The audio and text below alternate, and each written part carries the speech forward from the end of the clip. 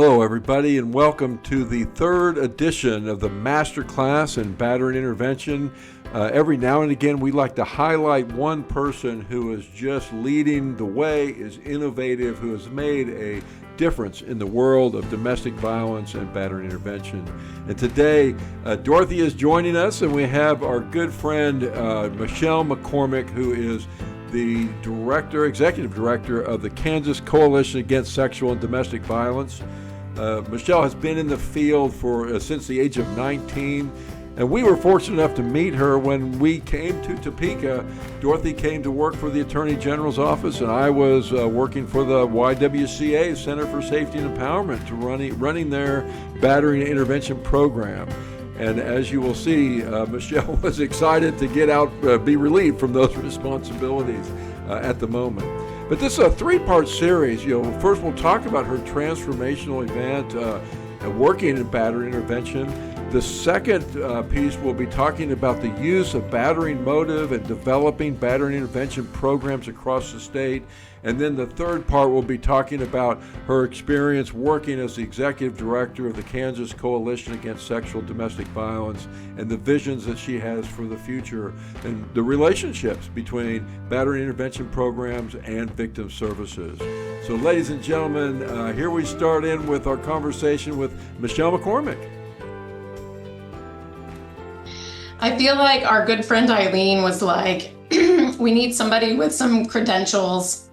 You've got that master's degree, let's put it to use. And so I was like, and also what everyone should know, I want it preserved for posterity reasons, is that she told me it would be probably like 6 or 8 weeks. And like, I don't remember 6 or 8 months later, I'm like, hey, you keep telling me that these people, the Hallies, whoever they are coming to town and they're taking over this program. And I'm like, I thought you said 6 or 8 weeks. Like, what's happening? Who are the Hallies and when are they going to get here? And so when you guys came to Topeka, I don't remember what your recollection was of our first meeting, but I can remember just wanting to be like, here, take this program. Oh my gosh. And the way I think about it is like, I just could really tell the way we were running that program at that time was not good. There's just no way we could have been making impact or helping people change or whatever, because there was not enough investment in it. Probably there just really was. It was like we were following kind of this checklist of things you're allegedly supposed to do. And it just felt like the participants were phoning it in. I certainly wasn't prepared enough to facilitate in a way that was meaningful. And I was very ready for the Hallies to come to town. So I knew of Dorothy just from different conversations. Like I'd go to KCSDV meetings or trainings and stuff like that. And of course, Dorothy's connection to her work at the coalition and being a director of a member program I'll just say, Dorothy might not say this, but like there is the legend that is Dorothy, Dorothy Halley. And so I knew of Dorothy prior to us getting to meet, but I don't think we met until you all came to Topeka. So, Dorothy, do you want to just talk a little bit about what you did to bring us to Topeka? Well, the then Attorney General had contacted me and was wanting me to become the director of the Victim Services Division. And so I did that for 3 different attorney generals, stayed in that position as the director of the Victim Services Division. And one of the things that the first one, when he contacted me, was interested in was getting quality battering intervention programs going across the state. Mm-hmm. That's right. And then I come in tow to Topeka, and we're talking to our good friend Eileen Doran from the Center for Safety and Empowerment, who's been so influential with the Family Peace Initiative over the years. She brought it up, said, Steve, we were supposed to consult with you all, with the center. And Eileen said, Steve, but now you're living in Topeka. Why don't you just run the program? And I remember thinking, I don't want to do that. I'm tired. The move was a big move. I'm trying to figure out what I'm going to do next. And I hadn't thought about this. And I think at some point, Dorothy and Eileen each twisted an arm.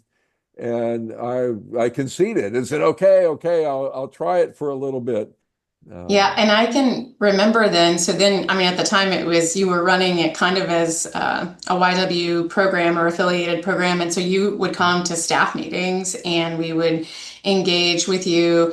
And I can remember there just being moments where you all would talk about the programming in a way that I was like, oh, well, that's interesting. That's interesting. Well, that's different. I wonder how that works. And just asking and hearing you talk about it more, and hearing Norella talk about it, who I was good friends with and a colleague with because she was also a victims advocate.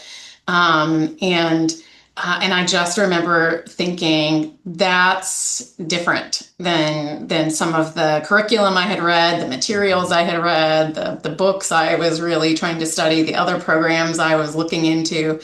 And for me, it was, I had never thought about things like creating, like what it would take to really create behavior change with somebody who was causing harm in a way that was like, even though I was trained as a helping professional on how to engage, how to connect, what is needed to build rapport, unconditional positive regard, like all those Rogerian factors, right? I had this block that was like, but I had never applied that to working with somebody who I had in my mind really kind of very one-dimensionally categorized as a batterer, and I then would hear you all talk about sort of, yes, but how do we connect with them in a way that gets them to be more open to some of the behavior change we're asking them to make? And that it was challenging for me. It was very challenging for me, but it was like there was something in my brain that was just like, but that's interesting. Like what's going on there? And so I remember wanting to learn more. And I think I don't know, do you remember, Steve? I remember you inviting me to have a conversation with you and Norella.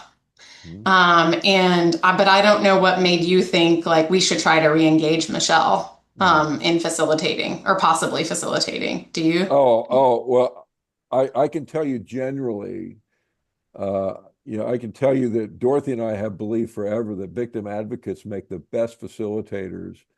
The passion and the knowledge that victim advocates, generally speaking, bring to the work is priceless. And you were among a group of victim advocates when I showed up there that were just like world class in my mind. There was you and Nicole and Laura and my gosh, Ulrika was there and Becky was there. And I think Audra Fullerton came in at some point along the way.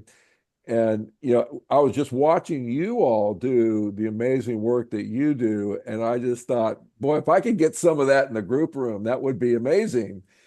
And, I think that was what the motivation was. Michelle, I could see that you have what it takes to be in the group room. And would you be willing to take another crack at it? Would you be open to, and by golly, you were interested, and I loved that experience working with you. And one of my favorite stories, and you would be better off telling it than I, was about Mark inside the group room and what he taught you about the work. Do you mind kind of recounting that a little bit? Yeah, this is such a pivotal moment for me, and I call this the arch enemy story. And so I have to say, so at first, I can recall sitting in the group room for the first couple of times, and being in awe of how you were facilitating. And I remember this distinct moment at one point where you were like, hi, I need you to actually do something in this room. Like you're sitting there, you're not causing any trouble, but also I'm going to need your help. And I was like, oh, okay, I got to get to work. I got to engage differently. And so, yeah, with Mark in particular, he was someone who, the first time he came into group, what I experienced, and I do think it's important to note that we were co-facilitating a men's group, Yeah. and I, at the time, was one of the only women in the group. I was the only woman in the group when Mark joined, and that, I'll just digress really quickly. I want to note that what I was feeling at the time was, as the only woman in the room. And I will tell you, the mistake that I was making was feeling like I had to represent women, all women. And I think the way that people might have experienced me at that time was I had on what I call my advocate armor. Like, I was really protecting myself, but also felt a responsibility to come into the group room with this sort of like, by day, I'm an advocate and I'm seeing the harm that you all do to folks, to your partners and to the children I'm working with. And so at night, by God, like, I have to be steeled for what is going to happen in this room, but also you need to understand the impact of your behavior. Right. And that advocate armor, I feel very strongly now. I'm sure that Mark was reacting to that.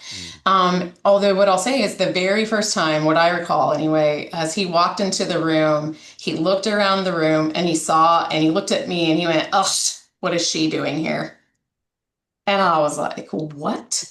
Like, he doesn't even know me. Like, I think my remark to you after that group was like, is that guy allergic to estrogen or something? Because he didn't even give me a chance. He like just reacted to me being in the room. But what happened, the moment that I remember, is that we were sitting next to each other and he hadn't pulled away. And you were co-facilitating with somebody. You were doing an exercise in front of the group with someone else. And the exercise was the guy you were working with. He was struggling a little with the exercise, and you had asked him to criticize you, but without saying the word "you." And he was trying to participate in the exercise, and he did something that was kind of silly. And arch enemy leans over to me and says something super funny. Like, it's just one of those moments where, like, no one else would have thought it was funny. You had to be there, sort of thing. But when he leaned over and whispered to me his joke, I like died laughing. Authentically natural. He and I were laughing so hard. I had like tears. I was like church giggle shaking. I was trying to hold it in, and I thought, Steve's going to kick me out of the group because I'm the one being unprofessional. But we were laughing so hard. And so after, which I don't know what facilitated, again, I don't know what changed for him. I really wish I did. Except for that, I think he was doing some good work in the groups. And after group, I remember you saying to me, "Whoa, like, what happened with you guys?" And we were chatting about it. And I remember you saying, "And how do you feel?" And I said, "I am so sad." And you were like, "Sad?" Like, that was a breakthrough moment. You guys really connected. You were laughing, and I said, "Yeah, but I feel really sad." And you were like, "What do you mean?" And I said, "Oh, I saw what she saw in him. He was really funny." And you were like, "Yeah." And I go, "No, he's really funny." And for me, like, the advocate armor, the protection was, I had in some ways dehumanized the folks in group. They were one-dimensional to me. They were only what they had done, the harm they had caused. And while we were there to address the harm that they had caused, not recognizing that they're three-dimensional, that there's so much more to all of us as people, than just the behaviors that we have used and caused harm with. And I thought, for me in that moment, not only did I know that I wasn't helping anybody in the BIP group by not recognizing their humanity, I also was like, how many survivors have I let down? Because I haven't been thinking about their partners in a much more complex way than I had been taught. You know, I had been taught when I was safety planning with a survivor, how to say the right things, how to ask the right questions, how to really make sure a survivor knew I wasn't judging them or I wasn't blaming them. Um, but after that moment and having just my paradigm shift about the people who cause harm, I tell every victim advocate that I get the chance to interact with how that helped me be such a better victims advocate. I was connecting with survivors so much more authentically after that. I was safety planning with them better. When I was saying things like, when a survivor would say something like, yes, like there's been all this harm, but also there are these moments. I had been taught to say, yes, I understand. Yes, he can be a good father, these things. But I must not have believed it, because after that moment and really diving into VIP in such a more authentic way, I must have been conveying that to survivors more authentically, because I would tell you my victim advocacy improved tenfold after doing BIP and facilitating in the groups. I'm not sure our field has recognized what could be just an incredibly valuable experience for advocates to have. Oh my goodness. Yes. When I first received a grant to start doing a model rural battering intervention program. In fact, we didn't call it battering. Back then we said batterer intervention program. And when I got that grant, I really had the expectation that here is going to be an opportunity to be working with those who caused the harm that I had been hearing about for years and years from the victims. And they had gotten by with it. They'd gotten by with so much without any accountability. And we had worked so hard as a state to get arrests to occur, to get everything set up to where we could start having them come to group and be accountable.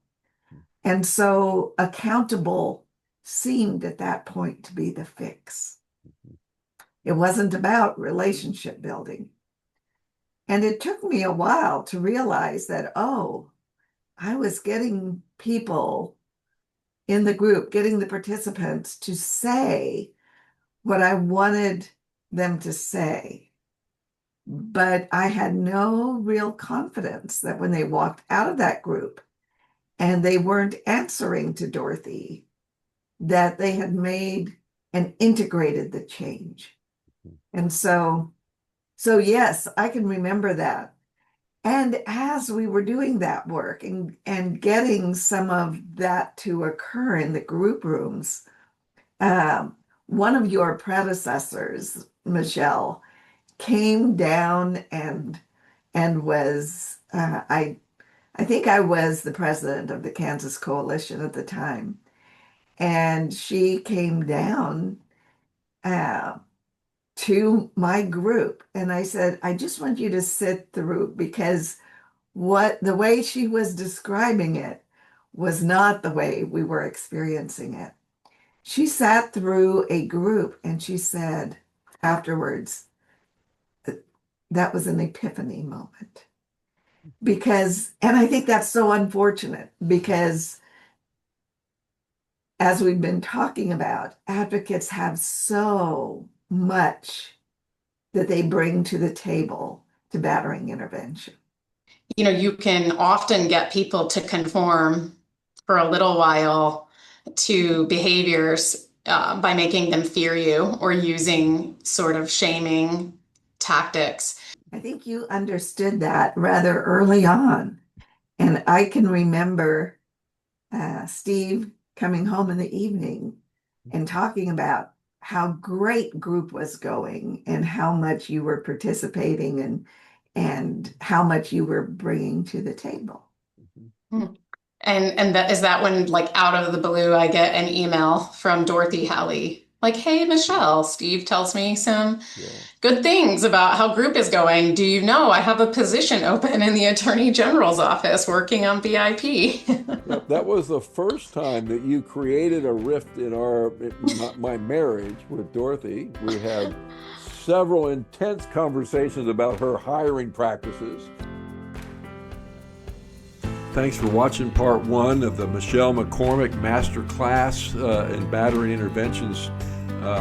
Part two coming up. We're going to be talking with Michelle about her discoveries and learning how to apply battering motive with victims while working at the Victim Services Division in the Attorney General's office in Kansas, and how she went to expand battering intervention in Kansas, going from like 3 programs in the state to somewhere around 40 by the time she left the office. And so tune in to part 2 and we'll hear more from Michelle. Thank you, guys.